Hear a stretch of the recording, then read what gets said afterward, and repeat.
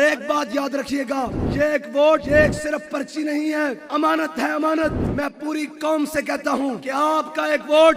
یہ فیصلہ کرے گا پاکستان کے تخت کے اوپر ایماندار آدمی آنا چاہیے یا بددیانت آنا چاہیے۔ آپ کا ایک ووٹ یہ فیصلہ کرے گا کہ اس ملک کے اندر ظلم کا نظام چلنا چاہیے یا حق کا نظام چلنا چاہیے۔ آپ کا یہ ایک ووٹ فیصلہ کرے گا کہ زینب جیسی بچیوں کا قتل اور ریپ ہونا چاہیے یا عزت اور حفاظت ہونی چاہیے۔ آپ کا یہ ایک ووٹ فیصلہ کرے گا کہ غریب کے گھر کا چولہا جلنا چاہیے، غریب کے گھر کی لائٹ جلنی چاہیے، غریب کے گھر کا پنکھا چلنا چاہیے یا اس کو بجلی کے بلوں کے نیچے مار دینا چاہیے۔ آپ کا ایک ووٹ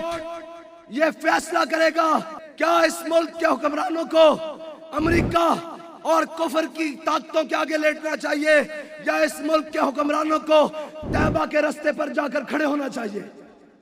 یہ آپ کا ایک ووٹ فیصلہ کرے گا اس قوم کے بچوں کو تعلیم ملنی چاہیے یا ان کا حق جناب چھین کر ان پیسوں سے لندن اور یورپ میں اور دبئی میں اپارٹمنٹس ان حکمرانوں کے بننے چاہیے۔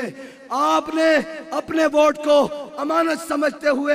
اس کے حوالے کرنا ہے جو ختم نبوت کا بھی پاسدار ہے، جو ناموس رسالت کا بھی پاسدار ہے، جو قوم کی دیانت کا بھی پاسدار ہے، جو قوم کی عزت کا بھی پاسدار ہے، جسے قوم کے وقار کا بھی خیال ہے، جو کشمیر فروش نہیں ہے، جو فلسطین کے معاملے پر آواز اٹھانے والا ہے، جو قوم کے ساتھ کھڑے ہونے والا ہے، جو کرونا میں ملک سے بھاگ کر جانے والا نہیں ہے، جو غربت اور جناب مہنگائی میں پسے ہوئے لوگوں کے ساتھ کھڑے ہونے والا ہے، جو سیلاب میں قوم کے ساتھ کھڑے ہونے والا ہے، جو یہاں سے فلائٹیں کر کے لندن اور یورپ بھاگنے والے نہیں۔ آپ کا ووٹ فیصلہ کرے گا کہ قوم کس کے ساتھ کھڑی ہے، قوم کیا چاہتی ہے۔ اگر آپ چاہتے ہیں کہ اس ملک کے اندر عدل کا نظام قائم ہو، اس ملک کے اندر ظلم کا سورج ڈوب جائے، ظلم کی رات اندھیری مٹ جائے، تو آپ کو تحریک لبیک یا رسول اللہ کا ساتھ دینا ہوگا، TLP کا ساتھ دینا ہوگا، اور 8 فروری کے دن اپنے گھر والوں سمیت